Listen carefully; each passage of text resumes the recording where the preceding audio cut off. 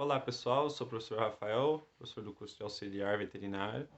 E hoje a gente vai dar continuidade na nossa videoaula, na apostila de grande porte, né? E vai terminar hoje, né, essa apostila de bovinos, tá bom? Então, o que eu passei na última aula, o que eu fiz com os alunos, né? É uma apostila que tem muito conteúdo, a gente já estudou ela praticamente toda, né? Então eu já finalizei com os alunos em aula e dei uma última pincelada, uma revisada no conteúdo, para que não tivesse mais nenhuma dúvida. Então, o que a gente vai estar falando aqui hoje é dessa apostila, né? Todos os pontos que são importantes para que sejam fixados até o final dela aqui. E depois a gente vai continuar na próxima apostila, certo? Bom, começando aqui. Função do auxiliar de veterinário, né? Então, qual que é a função de um auxiliar? Ele vai auxiliar o veterinário a fazer todos os procedimentos que são necessários. Então, desde aplicação de medicação, desde contenção, desde preparação do material, desde organização do material, né? Tudo isso é função do auxiliar, né? Então, aquele cavalo que a gente vai fazer uma medicação, né? O auxiliar ele vai ajudar a conter, né? Vai ajudar a preparar a medicação. Então, posso falar para o auxiliar, sei lá, puxa 10 ml de tal medicação para mim, né? Puxa 2 ml de outra medicação, né? Aí a gente faz esse animal, né? Existem outros tipos de tratamentos, né, que a gente faz. Então, tratamento, por exemplo, com gelo, com água quente, vamos dizer assim, né, massagem, isso também pode ser pedido para o auxiliar fazer. Então, em grande porte, é muita coisa que dá para o auxiliar fazer para acompanhar, certo? É, mão de amigo, pé de amigo, né? Então, tudo isso é função do auxiliar, certo? Pode trabalhar em diversas áreas auxiliar. Então, em grande porte, pode trabalhar em hospital, pode trabalhar atendendo a domicílio, né? Pode trabalhar em diversas áreas, certo? É, Bom, bovinos a gente tem basicamente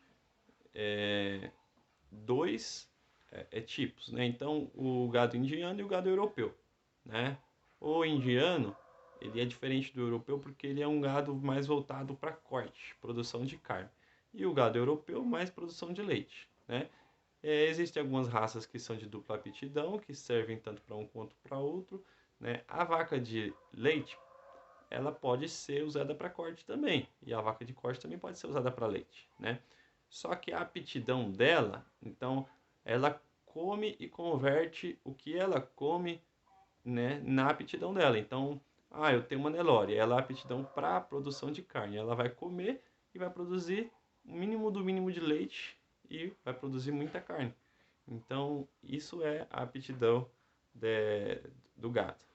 Algumas diferenças também são em relação a comportamento. Então, o gado europeu ele é um gado mais manso, mais calmo, né? Que suporta mais o frio. O gado indiano já suporta melhor o calor, né? Então, tem todas essas diferenças, né?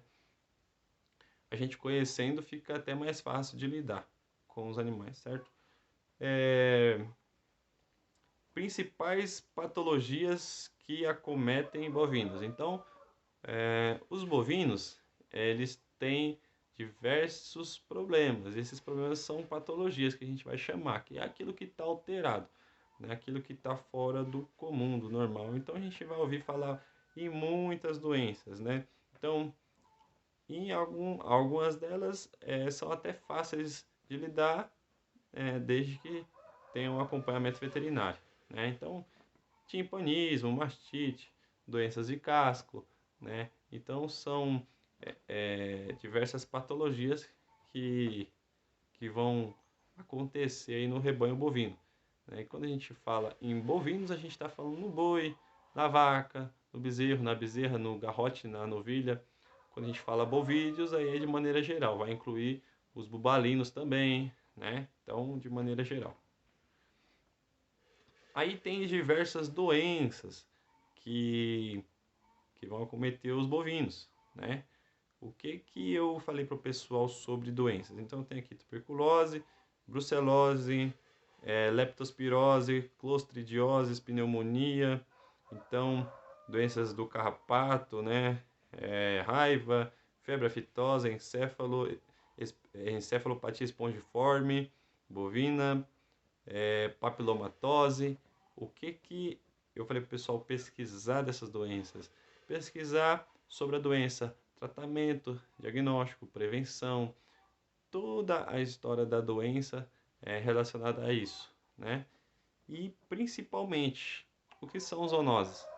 Então, as zoonoses são doenças transmitidas entre homens e animais, que são transmitidas tanto homem para animal quanto animal para homem, né? Então, o que é importante disso é a gente saber quais são essas doenças e como elas são transmitidas. Então, maneira de prevenção, qual que é o ciclo da doença, né? Quando a gente fala em ciclo, a gente lembra também de falar de verminoses, né? Principalmente as verminoses, que são as doenças causadas por vermes, elas têm um ciclo, né? E doenças do carrapato também. Então, elas têm um ciclo, então é importante a gente saber esse ciclo, certo? Então, por exemplo, por que a gente não pode comer carne mal passada? Por que a gente não pode comer ovo com a gema mal frita ou mal cozida, né? Aquele ovo da gema mole. Por que a gente não pode beber leite sem ser pasteurizado? Então, tudo isso são perguntas relacionadas a essas doenças aqui. Tá certo? Então, outras coisas a mais também seria o quê? Então, a gente tem que tomar cuidado onde a gente compra a carne, né? Existe doenças que são transmitidas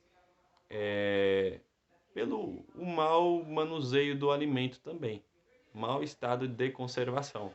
Então, eu vou citar uma doença aqui que seria o botulismo, tá? Então, a gente tem que tomar cuidado, muito cuidado com o estado de conservação também do alimento, certo? Bernes, bicheiras, carrapato, moscas de chifre. Então a gente vai falar de parasitas. Existem dois tipos de parasitas: endoparasitas e ectoparasitas, que são os parasitas de dentro do corpo e os parasitas de fora do corpo. E aqueles de fora do corpo são fáceis de identificar porque a gente vê eles. E os de dentro do corpo? Como que a gente vai identificar eles? Então, tudo a gente vai ter, ter um jeito de fazer diagnóstico dessas doenças, um jeito de poder tratar, né? Então, existe um exame chamado exame de fezes, que a gente tem um nome mais complexo, que chamei de exame coproparasitológico, né? Basicamente, exame de fezes, que é mais fácil da gente estar lembrando, que vai fazer com que a gente faça o diagnóstico de quais os vermes que a gente encontra ali no animal, né? Sabendo qual tipo de verme, a gente sabe qual tipo de vermífugo usar, né? Isso também funciona em casos de infecção bacteriana, né? Então a gente consegue saber qual a bactéria, a gente sabe qual antibiótico usar, certo?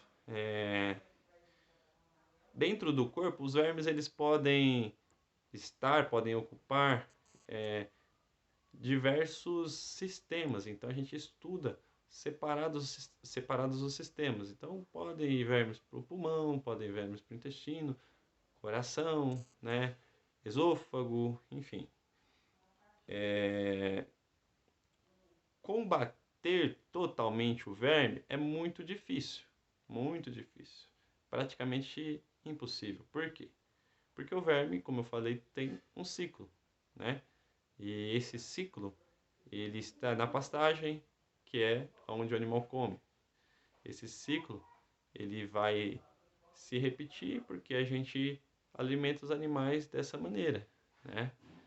E muito difícil a gente vai conseguir controlar. Existem diversos tipos de ciclo, né? E os vermes eles podem estar em contato com a terra, com a areia da praia e possivelmente a hora que tiver esse contato, a hora que o animal pisar, tiver esse contato, comer a pastagem, ele vai estar sendo infectado por esse verme, né? Então a gente tem como controlar isso, né? E fazendo esse controle, mantendo essa saúde boa do animal, a gente consegue bons resultados. Aí tem a parte de acidentes ofídicos, que é picada de cobra, né? O que que eu falei de picada de cobra? Que a gente vai conseguir ter alguns bons resultados, dependendo da espécie da cobra, né? Do tipo de cobra, se foi uma jararaca, se foi uma cascavel, né? Se foi uma jiboia, né? A gente vai ter um bom ou mau resultado.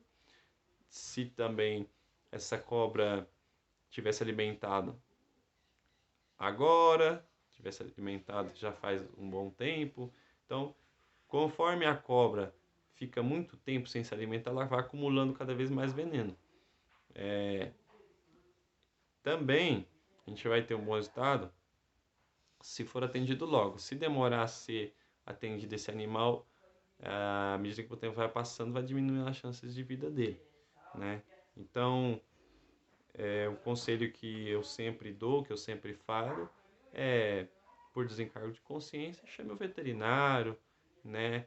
E já telefona, liga, fala o que está acontecendo para que esse animal receba logo um socorro. Muitas vezes as pessoas não sabem nem do que se trata. Às vezes tem dúvidas se foi picada de cobra, né? Se foi um escorpião, se foi uma aranha, então esse tempo pode custar a vida do animal, né? E aí o animal recebe o tratamento certo, o tratamento ideal, né?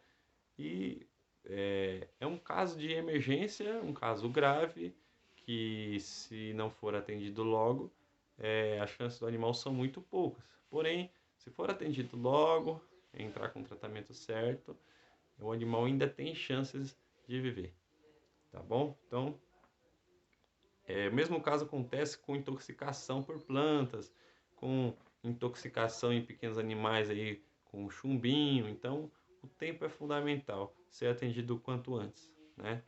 Muitas vezes a gente não sabe quando aconteceu.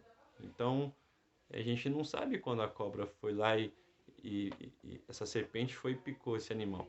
A gente não sabe, né? E aí a gente vai se basear nos sinais clínicos que o animal vai apresentar, né? Então, o tratamento quanto antes, melhor, né? Aí vem a parte de reprodução, né? Reprodução dos bovinos, né? Reprodução dos equinos, né?